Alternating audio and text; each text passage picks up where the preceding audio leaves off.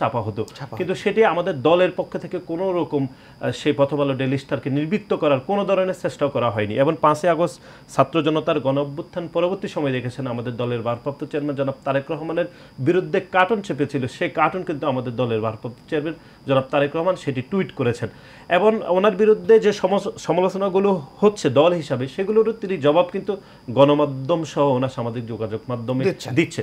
সুতরাং আমরা 5ই আগস্ট ছাত্র জনতার গণ অভ্যুত্থান পরবর্তী সময়ে বাংলাদেশে যে একটি ইতিবাচক রাজনীতি চলছে, বিশেষ করে 5ই আগস্ট ছাত্র জনতার গণ অভ্যুত্থান আপনাকে এক ধরনের মার্জিন করে দিয়েছে যে ভবিষ্যতে আপনি কি ধরনের আসলে রাজনীতিটা করতে চান সেটি একটি মার্জিন করে দেওয়া হয়েছে। আপনি চাইলেও আর আগের যে গতানুগতিক যে রাজনীতি অথবা যে প্যাসিবাদের যে রাজনীতির ধারা সেই রাজনীতির দিকে আপনি চাইলেও যেতে পারবেন না, কারণ জনগণই আপনাকে মার্জিন করে দিয়েছে। তারই ধারাবাহিকতায় আমাদের দল ইতিমধ্যে পরিচালিত হচ্ছে এবং বাংলাদেশ জাতীয়তাবাদী ছাত্র দল মনে করছে যে 21 শতক উপযোগী যে মেধাভিত্তিক ছাত্র রাজনীতি বিনির্মাণ করার জন্য শুধুমাত্র সাধারণ শিক্ষার্থীদের স্বার্থকে প্রাধান্যকে ভবিষ্যতে আমরা রাজনীতি করতে চাই এবং আমাদের দলের সাথে আমরা সাধারণ শিক্ষার্থীদের সাথে আমরা ছাত্রদল একটু সেতুবন্ধন হয়ে কাজ করতে চাই এবং ছাত্রদের কি কি সমস্যা সমাধান করব সেই জন্য আমাদের দলকে আমরা প্রেশারাইজ করার জন্য বাংলাদেশ জাতীয়তাবাদী ছাত্রদল সেতুবন্ধন হয়ে শিক্ষার্থী এবং দলের সাথে আমরা কাজ করতে চাই। আরেকটা ছোট্ট প্রশ্ন, আপনি জানেন যে ডাকসু নির্বাচনের এরই মধ্যে কিন্তু অনেকেই কণ্ঠ উচ্চকিত করেছে, ছাত্রদলের আসলে ভূমিকা কি হবে? আমরা যেটি 5ই আগস্ট ছাত্র জনতার গণ অভ্যুত্থান পরবর্তী সময়ে আমরা যেটি বারবার গণমাধ্যমে বলছি যে সব কয়টি ছাত্র সংগঠন মিলে যে কন্ট্রিবিউশন করতে পারবে তার থেকে বেশি কন্ট্রিবিউশন করতে পারবে একক ছাত্র সংগঠন হিসাবে। সুতরাং বাংলাদেশ জাতীয়তাবাদী ছাত্র দল সবসময় ছাত্র সংসদ নির্বাচনের পক্ষে এবং আমাদের দলের ভারপ্রাপ্ত চেয়ারম্যান আবার আমাদের ছাত্র দলের সাংগঠনিক অভিভাবক জনাব তারেক রহমান সেটি মনে করে। কিন্তু একই সাথে আমরা যেটি গণমাধ্যমে বলেছি সেটি হচ্ছে গত 15.5 বছর ধরে বাংলাদেশে একটি প্যাসিবাদী রাষ্ট্র ছিল এবং খুনি সংগঠন ছাত্রলীগের সন্ত্রাসীরা ছাত্রদল নয় বাংলাদেশের কোনো ছাত্র সংগঠনকে যারা প্রকাশ্যে রাজনীতি করেছে তাদেরকে ক্যাম্পাসে স্বাভাবিক রাজনীতি করতে দেয়নি। সুতরাং আমরা মনে করছি যে শিক্ষার্থীরা ছাত্র সংগঠনগুলোর মধ্যে এক ধরনের তারতম্য বোঝার সময়টুকু নিশ্চিত করতে হবে। এবং এর বাহিরে আপনি দেখেছেন যে বাংলাদেশের 5ই আগস্ট ছাত্র জনতার গণ অভ্যুত্থানের পরে সব বিষয়ে আসলে পলিসি নির্ধারণ হচ্ছে। সুতরাং আমরা মনে করছি ঢাকা বিশ্ববিদ্যালয় সব বাংলাদেশের যতগুলো বিশ্ববিদ্যালয় বা শিক্ষা প্রতিষ্ঠান রয়েছে সেগুলো ছাত্র সংসদ নির্বাচন করার আগে যে পলিসিগুলো যে ছিল যেগুলো খুনি সংগঠন ছাত্রলীগের সন্ত্রাসীদেরকে এক ধরনের সহযোগিতা করার জন্য আইনগুলো করা হয়েছে সেগুলো সংস্কার করতে হবে, করে দ্রুত সময়ে ডাকসু নির্বাচনের আমরা দাবি জানাচ্ছি। ধন্যবাদ আপনাকে জনাব বাবু সাহেব।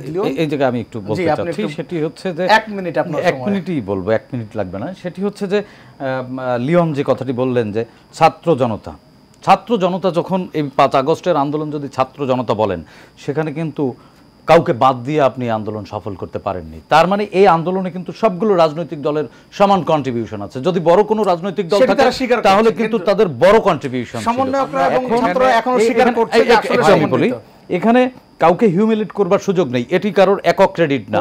এখন অনেক মাস্টারমাইন্ড নেই, এখানে কোনো মাস্টারমাইন্ড নাই, এখানে গোটা জাতি কিন্তু মাস্টারমাইন্ড ছিল, গোটা জাতি কিন্তু ঐক্যবদ্ধভাবে।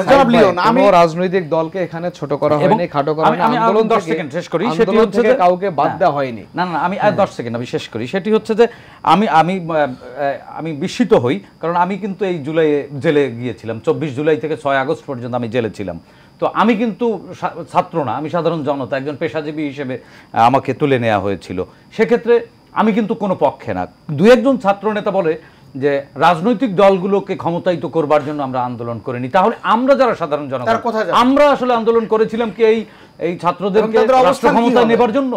না, আমাদের এই কোশ্চেনের জবাব আপনারা কি দিবেন?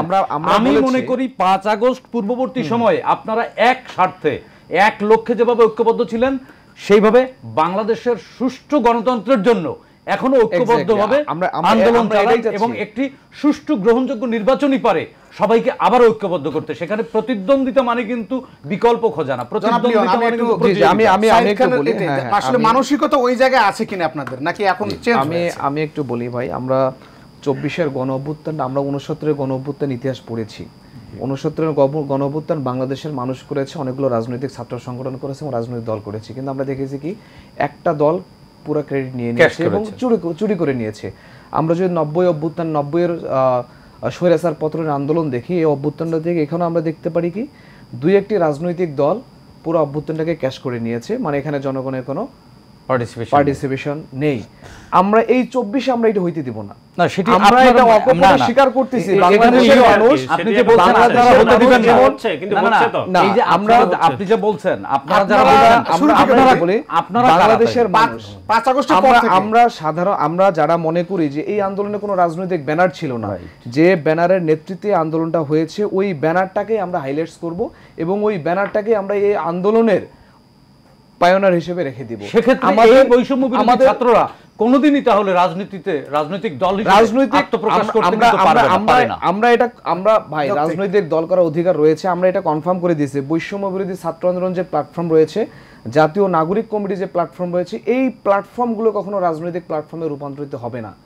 আমি রাজনীতি করতে চাইলে আমি এখান থেকে বের হয়ে গিয়ে আমি রাজনীতি করব। আমাদের এখানে অপশন আছে এবং আমরা এখানে বলেছি সব মানুষের ভাই শুনতে হবে ভাই। আমি উনি বলেছে যে এই নাগরিক কমিটি অথবা বৈষম্য বিরোধী ছাত্র আন্দোলন এই দুটি প্ল্যাটফর্ম রাজনৈতিক দল করবে না, কিন্তু যারা এই দুটি প্ল্যাটফর্মে এখন এক্সিস্টিং আছে তারা রাজনৈতিক দল করবে।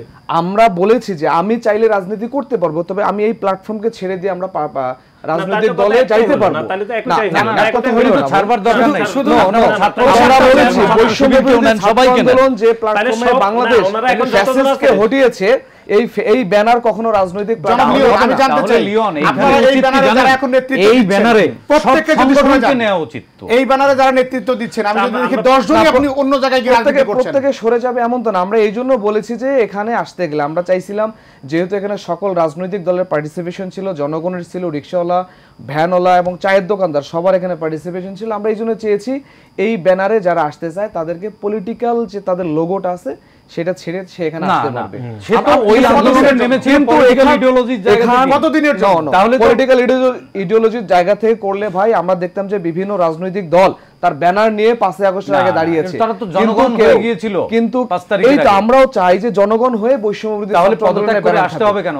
এই প্ল্যাটফর্মে সবাই যদি রাজনীতি করতে পারে। না সবাই বলা হয় নাই, যে করতে চায়। আমি যদি করতে চাই পলিটিক্স তাহলে আমি এখান থেকে বের হয়ে গিয়ে রাজনীতি করব। আমার যদি পছন্দ আমি ছাত্রদল বিএনপি করব, আমি এখান থেকে গিয়ে করব। আমার যদি পছন্দ থাকে আমি জামাত করব, আমি এখান থেকে বের হয়ে গিয়ে করব।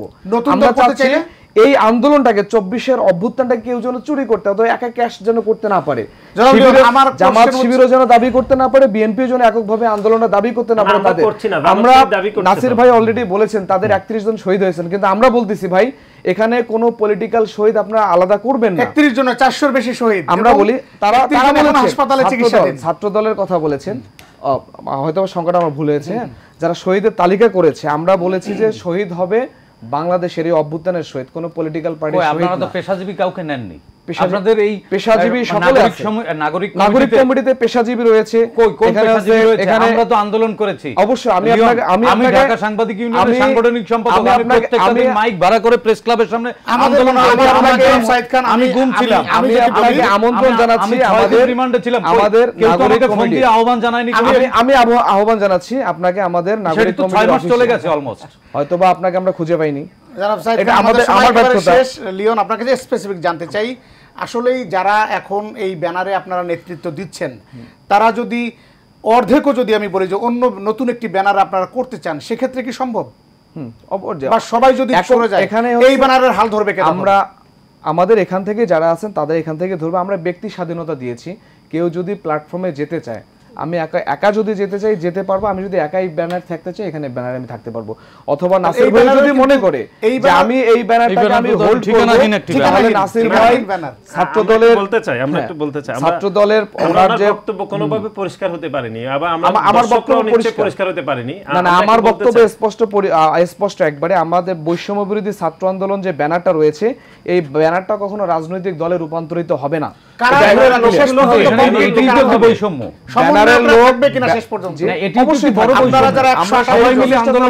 আপনারা তো অন্য জায়গায় যেতে পারবেন না নাকি? না, লিস্টেড 158 জন যে শুধু ছিল তা তো না। 158 জন যদি কেউ রাজনীতি করতে চায় আমি তো বাধা দিতে পারবো না। আমরা এটা বুঝাচ্ছি যে এই ব্যানারটা কখনো রাজনৈতিক প্ল্যাটফর্ম হবে না। এখান থেকে বের হয়ে গিয়ে সার্জিজও করতে পারবে, হাসনাতও করতে পারবে, আমিও করতে পারবো, অথবা কেউ না চাইলে করতে পারবে। বিষয়টি কিন্তু একেবারে এই ব্যানারটা হচ্ছে আমাদের এই আন্দোলনটা, এই আন্দোলনটা যেন চুরি না হয়, মানে এই আন্দোলনটা যেন এককভাবে কেউ একটু বলি। যেমন আমি সাইদ খান, আমি আগামী 100 বছর বাঁচিয়ে রাখবো। আবার আমি ঢাকা সাংবাদিক ইউনিয়নের সাংগঠনিক সম্পাদক। এখন আমি ঢাকা সাংবাদিক ইউনিয়নের সাংগঠনিক সম্পাদক হতে গিয়ে কি আমার মিরর এশিয়ার চাকরি ছেড়ে দিতে হবে? এটা আপনাদের শর্ত না, আছে না, কিনা না, এটি দেখতে কোনো হবে। এটি কোনো শর্ত হতে পারে না। এটি তো এক ধরনের বৈষম্যমুখী না না না, এটা আপনাকে বুঝতে হবে ভাই। আমরা কিন্তু আগে ক্লিয়ার করেছি। নাসির, আপনাকে ভাই এক মিনিট আমার শুনবো। একটু শুনতে হবে শেষ। আমরা কিন্তু আগে ক্লিয়ার করেছি 69 আমাদের অন্য একটা রাজনৈতিক দল চুরি করে নিয়েছে, 90 ভাগাভাগি করে নিয়েছে। আমরা 24টাকে কোনোভাবেই কোনো প্ল্যাটফর্মে ভাগাভাগি হতে দিব না। ভাগাভাগি হয়ে গেছে। ভাগাভাগি হবে না। আমরা একটু আমরা বলতে এটা চাই, কথা দিতে আমরা যেটি আমরা বলতে বিরতিতে চাই যেতে সেটা হবে। হচ্ছে আমরা ওনার বক্তব্যে আসলে কোনো বক্তব্যই বুঝতে পারিনি। উনি বলেছেন যে বৈষম্য বিরোধী ছাত্র আন্দোলন এবং নাগরিক কমিটি থেকে কেউ এই প্ল্যাটফর্মকে ব্যবহার করে কেউ রাজনীতি করতে পারবে না, কিন্তু এই প্ল্যাটফর্মে এখন যারা রয়েছে সবাই আবার রাজনীতি করতে পারবে। আবার এই প্ল্যাটফর্ম থেকে ডাকসু নির্বাচন কি করে করবেন আপনারা? এটি আমরা মনে করছি এটি গ্রাম্য বাংলার যে সেটি হচ্ছে ডাকসু কোনো পলিটিক্যাল নির্বাচন না। ডাকসু কোনো পলিটিক্যাল নির্বাচন খুঁজবো। সমাধানে সাধারণ শিক্ষার্থীদের ইলেকশন। তবে তার আগে আমাদের নাসির ভাই আছেন, উনি কি ছাত্র দল আচ্ছা